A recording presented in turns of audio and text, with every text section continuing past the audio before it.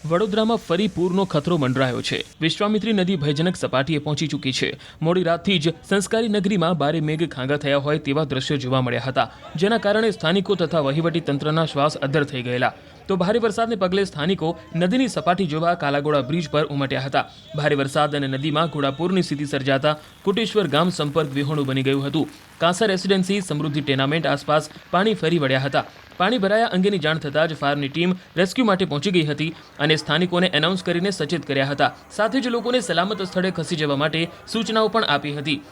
વડસર ગામ, કાંસા, સમૃદ્ધિ ટેનાવન તેમજ કોટેશ્વર મંદિરના તમામ રહીશોને જણાવવામાં આવે છે કે વિશ્વામિત્રી નદીની સપાટીમાં સતત વધારો થઈ રહ્યો છે। ભારે વરસાદના કારણે પાણી વધી રહ્યું છે, તો તમે તમારા પરિવાર સાથે સલામત સ્થળે ખસી જવો। વડોદરા મહાનગરપાલિકા દ્વારા જનહિતમાં જારી।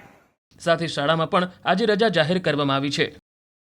જો વડોદરા શહેરની અને વડોદરા વાસીઓની વાત કરીએ તો આજે વહેલી સવારથી ઉઘાડ નીકળ્યો છે, તડકો છે, એટલે વડોદરા વાસીઓને મહદ અંશે રાહત મળી છે। પરંતુ વડોદરા વાસીઓની નજર જે છે તે વિશ્વામિત્રીની જે જળ સપાટી હોય છે તેના પર સતત ટકેલી હોય છે, કારણ કે આ જે નદી છે તે વડોદરા શહેરની બિલકુલ મધ્યમાંથી પસાર થાય છે।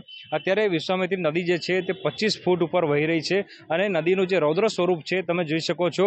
વિશ્વામિત્રી રૌદ્ર સ્વરૂપ ધારણ કરે એટલે જે નીચાણવાળા વિસ્તારમાં રહેતા લોકો છે તેમની મુશ્કેલીમાં ચોક્કસથી વધારો થાય। આ એ દ્રશ્યો છે કે અહીંયા મોડી રાત્રે જે વડોદરા વાસીઓ છે તે ઉમટી પડ્યા હતા કે વિશ્વામિત્રી નદીનું જળ સ્તર જે છે તે કેટલું છે, વિશ્વામિત્રીની સપાટી જે છે તે કેટલે પહોંચી છે। એટલે વડોદરા શહેરના નાગરિકોની વ્યથાની વાત કરીએ તો એવું પણ કહી શકાય કે વડોદરાના જે નીચાણવાળા વિસ્તારમાં રહેતા લોકો છે તેઓ આખી રાત ઊંઘ્યા નથી અને તમામ લોકોએ વિશ્વામિત્રીની જે સપાટી છે તેના પર નજર રાખી છે।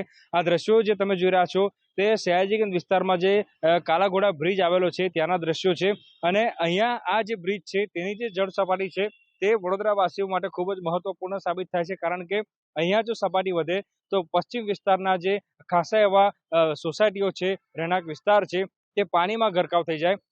બીજી વાત કરીએ તો વડસર, તળસર સહિતના જે ગામોમાં મગરો નીકળવાની શરૂઆત થાય છે તે આ જ જગ્યાના જે મગરો છે ત્યાં સુધી પહોંચી જતા હોય છે। અત્યારે આપણે જે સ્થળ પર ઊભા છે એ મગરોનું આશ્રય સ્થાન છે, એટલે કે અહીંયા મોટી સંખ્યામાં મગરો જે છે તે પોતાના પરિવારો સાથે આશ્રય લેતા હોય છે। પરંતુ આજે તમે વિશ્વામિત્રી નદીમાં પાણીનું વહેણ જોઈ રહ્યા છો, એ પાણીના વહેણમાં જ મગરો તણાઈને વડસર ગામ તરફ આગળ જતા હોય છે, પાદરા તરફ આગળ જતા હોય છે।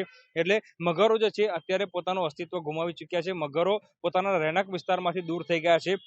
મગરો પકડવાની શરૂઆત પણ થઈ ગઈ છે, કારણ કે રહેણાંક વિસ્તારમાં મગરો પહોંચી પણ રહ્યા છે। બીજી વાત કરીએ તો અત્યારે 25 ફૂટ જ્યારે વિશ્વામિત્રી નદી જે છે તે વહી રહી છે ત્યારે જે નીચાણવાળા વિસ્તારો છે એટલે કે કારેલીબાગ છે, ભૂડા છે, છાની છે, વારસિયા છે, સમા છે, વડસર છે, તલસટ છે, જે બીજા અલગ અલગ ગામો છે, વિસ્તારો છે, ત્યાં વરસાદી પાણી અને વિશ્વામિત્રી નદીના પાણી જે છે તે ભરાવાની શરૂઆત થઈ ગઈ છે। અત્યારે બ્રિજની નીચે તમે જે ધસમસતો પ્રવાહ જે છે પાણીનો જોઈ રહ્યા છો તે જે આજવા સરોવર કે પ્રતાપપુરા સરોવરનું પાણી નથી, પરંતુ ઉપરવાસમાં જે વરસાદ પડ્યો છે તેનું પાણી જે છે તે વડોદરા શહેર તરફ ધસી આવતું હોય તેવા પ્રકારના આ દ્રશ્યો છે, કારણ કે વડોદરા મહાનગરપાલિકાના સત્તાધીશોએ સ્પષ્ટતા ગઈકાલે કરી છે કે હજી સુધી પ્રતાપપુરા સરોવર કે પછી આજવા સરોવરના ડેમના જે દરવાજા છે તે ખોલવામાં નથી આવ્યા। અત્યારે જે પાણી વડોદરા શહેરમાં આવી રહ્યું છે તે ઉપરવાસના વરસાદનું પાણી જે છે તે આવી રહ્યું છે।